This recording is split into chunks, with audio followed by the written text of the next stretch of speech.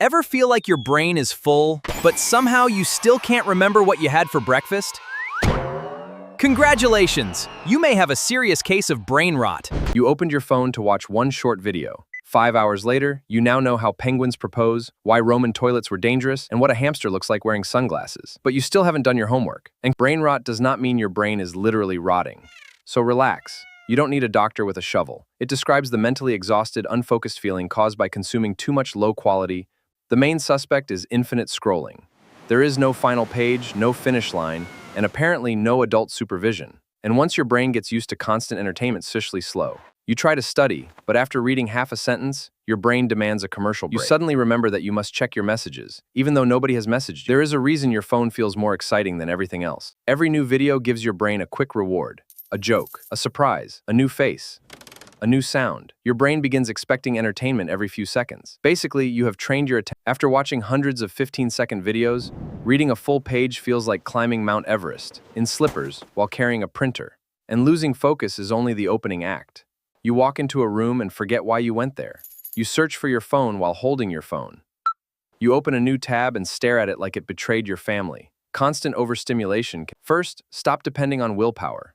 Willpower is brave, but your phone has notifications, bright colors, personalized videos, and but removing distrain your brain to survive boredom. Start doing activities that require steady attention. Read for 10 minutes. Write by hand. Take a walk without filming it for strangers. Let yourself feel bored. Boredom is not an emergency. Choose one task. Set a timer for 25 minutes. Put your phone somewhere inconvenient. Work on only that task. Let your phone down for 10 minutes before the algorithm starts seeing you as emergency. What if I told you your brain loves rewards so much, it can accidentally train you to become addicted to scrolling? You promised yourself one short video before bed. 4 hours later, you know 17 useless facts. One more, but you no longer remember your own name. Dopamine is a brain chemical connected to motivation, learning, and reward.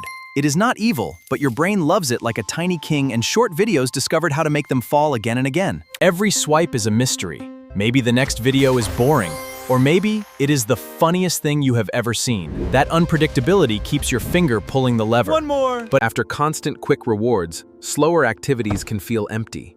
You are not suddenly allergic to books. Your brain is simply waiting for the vibrate, dance, and yell, "Watch until the end." And You check your phone while eating, walking, talking, and sometimes while already checking your phone. Then it does not vibrate, but your pocket tells your brain a small fictional story. And the more often you check, the stronger the reward loop becomes. A trigger makes you check. Checking gives you a reward, and the reward teaches you to check again. Congratulations, you have built a treadmill for your thumb. But the biggest surprise is that chasing more rewards does not always make you happier. More stimulation does not guarantee more happiness. Sometimes, the more rewards you chase, you are full of entertainment but still hungry. So how do you escape without throwing your phone into a volcano? Turn off unnecessary notifications and create phone-free periods. Do slower activities without demanding instant excitement.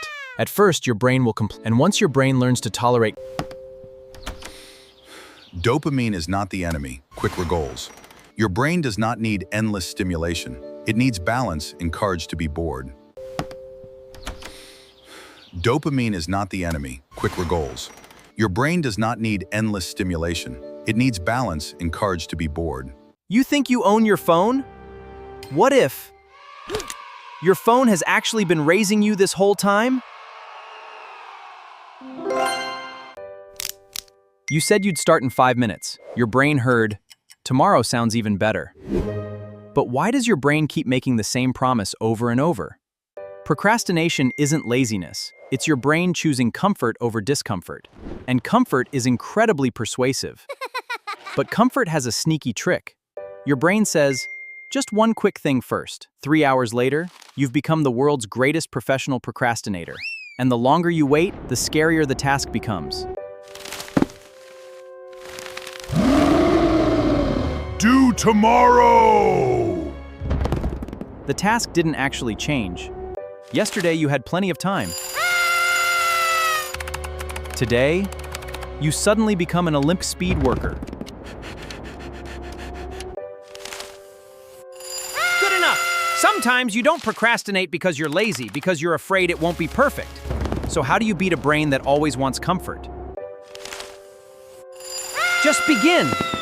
2 minutes is often enough to trick your brain into moving. And once you start, something surprising happens. Most people wait to feel motivated, but motivation usually shows up. Starting is hard. Continuing is surprisingly easy. Momentum does the heavy lifting, and that leads to the biggest secret of all. Here's the truth. You were never waiting for motivation. You were waiting for permission to begin. The hardest step isn't finishing, it's taking the first tiny step.